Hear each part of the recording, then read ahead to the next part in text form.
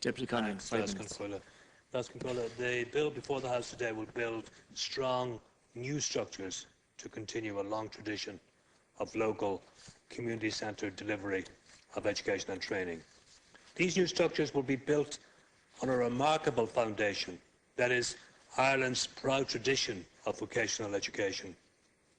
The new structures which the Minister proposes are necessary. These measures will ensure the structures themselves are fit for purpose. They will allow for greater accountability, efficiency and coordination.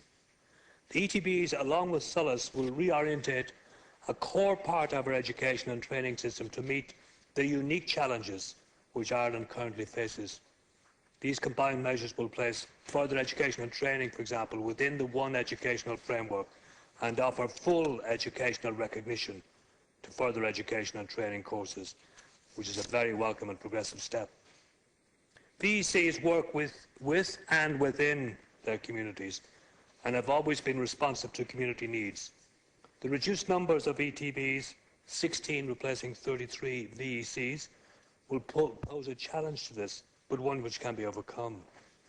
The core purpose of this bill is to reform the structures with the aim of addressing the low scale and size of operations of some VECs.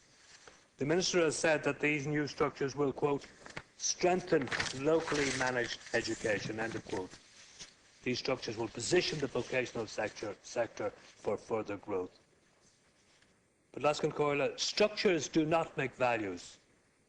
In creating these new structures, we must not abandon the values, the practices, the philosophy and the traditions of what went before in the long, distinguished history of vocational provision. This transition from a system of VECs to the new ETBs is the latest stage of that development in vocational education in this country, which dates far, far beyond the 1930 Vocational Education Act, to a new vision of what education should be and could be, which emerged in Europe in the mid-19th century. This vision is as valid today as it was then, and has served the sector very well. The VECs have been animated by this history of educational thought and philosophy, and by the values and ethos traditionally identified with the sector: openness, democratic nature, inclusiveness, responsiveness, accessibility. It is vital that this history and these values be transmitted in this legislation so that they animate the new structures. Over the years, the VEC has delivered so much.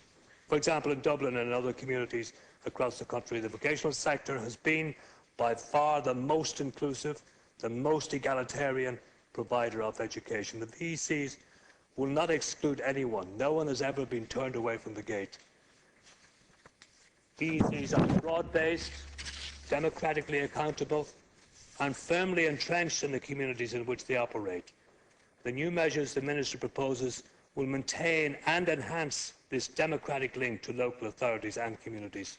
Most importantly, Lascan Coirla, the VECs have always operated with a focus on the needs of the community and the needs of the labour market. Classroom practices have a clear eye to future employment patterns.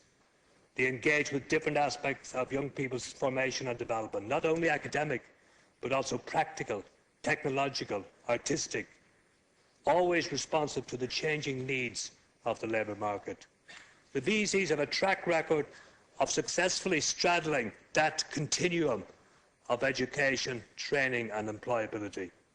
They have pulled these three aspects together in a very dynamic, creative, purposeful and productive way. Given the chronic unemployment that faces a generation of young people and the need to reorientate our education system to meet the evolving needs of the workforce, there are many lessons which can be learned from the VECs. I'd like to mention briefly the work of City of Dublin VEC in the past, the establishment of such successful colleges that are now household names like Kevin Street, Bolton Street, the College of Art and Design, the College of Music, and that flair and imagination that typified the vocational sector in the past still lives on, and today is exemplified, for example, by the groundbreaking and award-winning work in the fields of filmmaking, for example, and animation by the Environment College of Further Education. As the VECs evolve and become educational training boards, the flexibility and responsiveness which has been at the core of vocational education in the past will prove invaluable in the future. When this issue came before the Education Committee last November, I asked the Minister if he would consider overtly stating the values and tradition of the vocational sector within this new piece of legislation. It is essential that a statement articulating the values, traditions and philosophy of vocational education be incorporated into this new legislation so that the strength and vision of the old can animate the new. I'm asking the Minister to consider introducing a preamble to this bill which would include a statement of these values, traditions and strengths.